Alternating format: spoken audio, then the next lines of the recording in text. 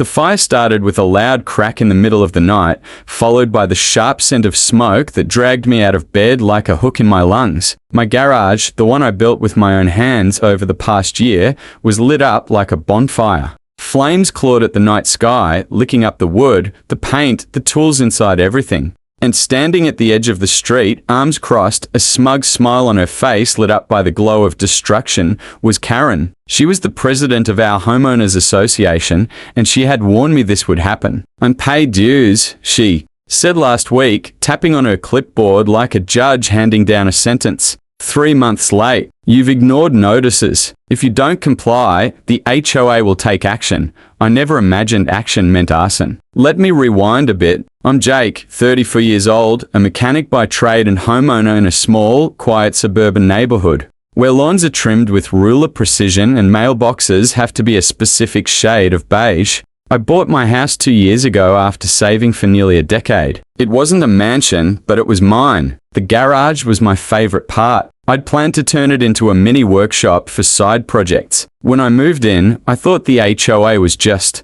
some harmless neighborhood group that handled trash schedules and holiday lights. But no, it was Karen's kingdom. Karen lived 3 houses down, always dressed in pastel cardigans, hair in a tight bun, clipboard never leaving her side. She didn't walk, she patrolled. Every week she'd find something wrong. My grass was too high by an inch. My recycling bin wasn't turned the right way. One time, I got a warning for having my Christmas lights up 2 days past the designated removal date. At first, I tried to play nice. Smiled, nodded, said I'd fix things. But it didn't stop. Karen wasn't interested in keeping the neighborhood beautiful. She wanted control. The real war started when I lost my job. A major client pulled out and my small auto repair business went under. I was scraping by, doing odd jobs, selling stuff online, trying to keep afloat. That's when I fell behind on the HOA dues. 3 months to be exact. Karen came knocking, eyes narrowed. "You're in violation," she announced like a sheriff in an old western. "Pay up or face the consequences." "I'm working on it," I said. "I just need a little time." She didn't care.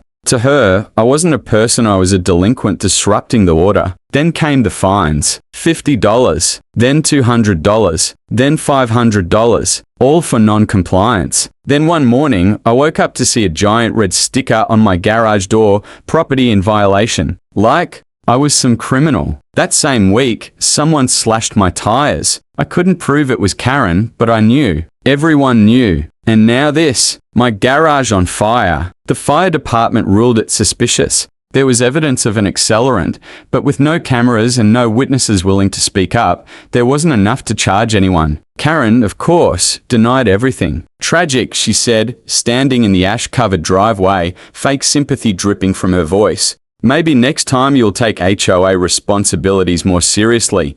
That was the moment something broke inside me. Not fear, not grief. Cold, sharp determination. I wasn't just going to rebuild. I was going to end her. It started with research. I spent nights digging through property records, HOA documents, anything I could find. That's when I discovered something interesting. The land Karen's house sat on wasn't actually owned by her. It was leased decades ago. Her family had sold it to a local developer, but kept the house under a long-term lease agreement, and that lease was up for renewal soon. Very soon. I tracked down the developer, a retired businessman who owned a ton of old plots but didn't care much for real estate anymore. I offered to buy the land outright. He didn't blink. Turns out Karen had been a thorn in his side too, fighting him on every little zoning request, filing complaints, dragging him into court over nothing. "You want it?" he said. "It's yours." Cash. I emptied my savings, took out a small loan, and bought the land. All of it.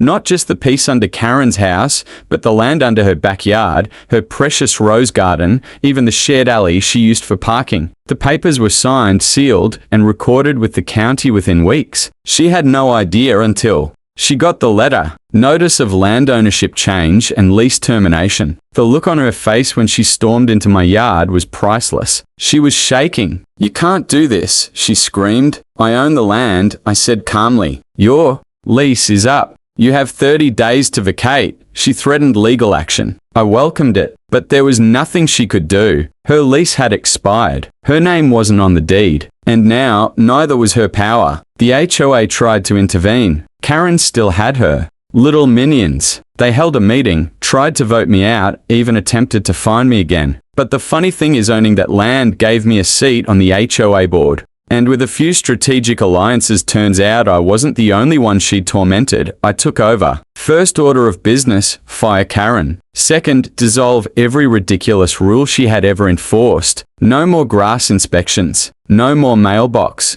measurements. No more pastel dress code for porch furniture. People started living again. And Karen, she moved out one bitter morning, refusing to make eye contact. Her house, now technically just a building on my land, was sold for pennies. I bought it too, not out of spite, but because I could. I turned it into a community center. The garage became a free repair shop for neighbors. The living room hosted meetings, potlucks, and tutoring sessions for local kids. The rose garden became a playground. Karen's reign was over, and the neighborhood, for the first time in years, felt like home. But I didn't stop there. With the HOA reformed and the community behind me, we started helping others. People who had been fined unfairly got their money back. The dues were lowered and the funds went to real improvements, fixing sidewalks, supporting local events, installing better lighting. Word got around. Other neighborhoods started asking how we did it. I started consulting, helping communities take their power back from tyrannical HOAs. Karen's story became a cautionary tale in local news circles.